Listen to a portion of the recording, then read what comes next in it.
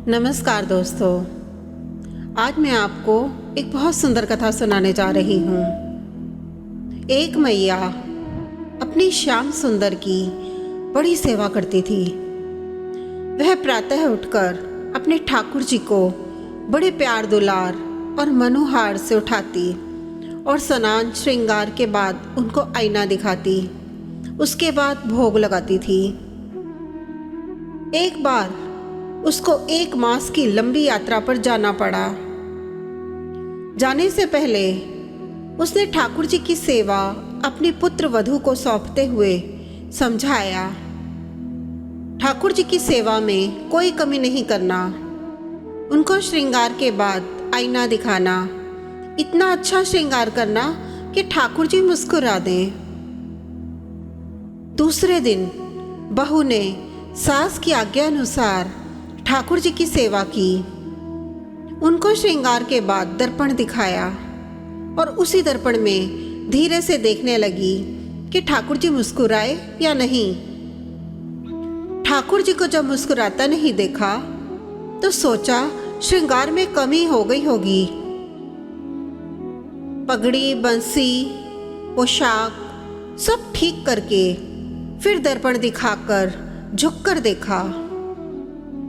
ठाकुर जी पहले जैसे खड़े थे।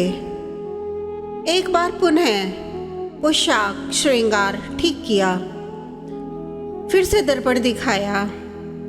ठाकुर जी नहीं मुस्कुराए। अब बेचारी डर गई। सोचा शायद ठीक से नहीं नहलाया। फिर से कपड़े उतार कर ठाकुर जी को स्नान कराया, पोशाक और श्रृंगार फिर पहनाया, पुनः दर्पण दिखाया, किंतु ठाकुर जी की मुस्कान नहीं देख सकी। एक बार फिर पोशाक उतार कर पूरा क्रम दोहराया।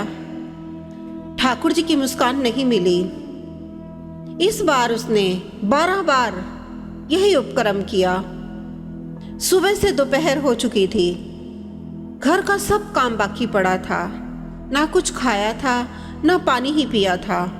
बहुत जोर की भूख प्यास लगी थी, किंतु सास के आदेश की अवहेलना करने की हिम्मत उसमें नहीं थी। 13वीं बार उसने ठाकुर जी के वस्त्र उतारे, पुनः जल से स्नान कराया। ठाकुर जी सुबह से सर्दी के मौसम में स्नान कर करके तंग हो चुके थे। उन्हें भी जोर की भूख प्यास लगी थी।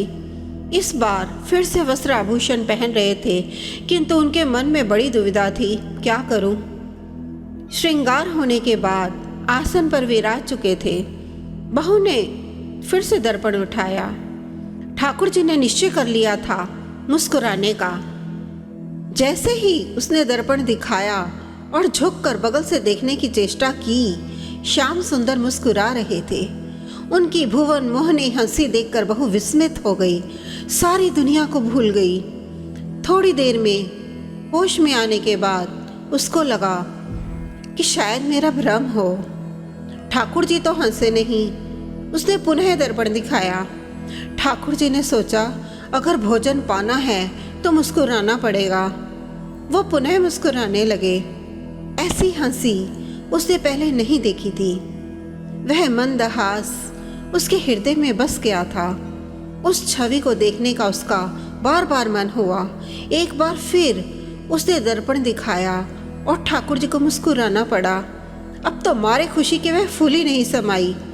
बड़े प्रेम से उनको भोग लगाया और आरती की। दिन की शेष सेवाएं भी की और रात्रि को शयन भी कराया।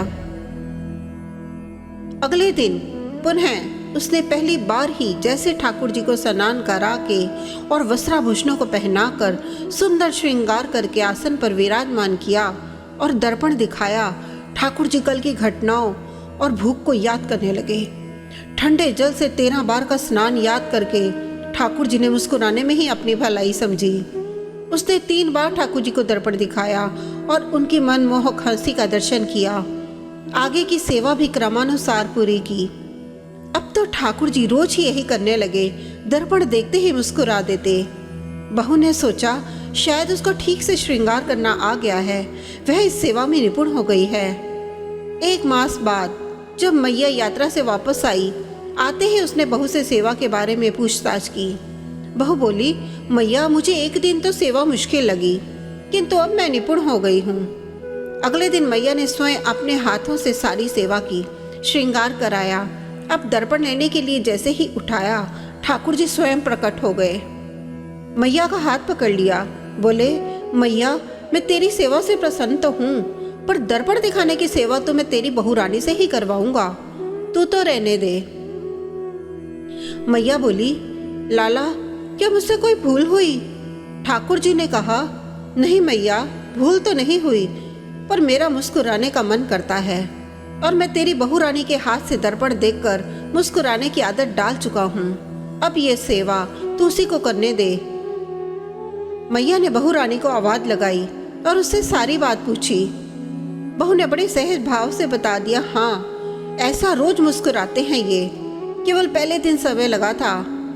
मैया बहू रानी की श्रद्धा और उसकी लगन और ठाकुर जी के दर्शन से अति प्रसन्न हो गई।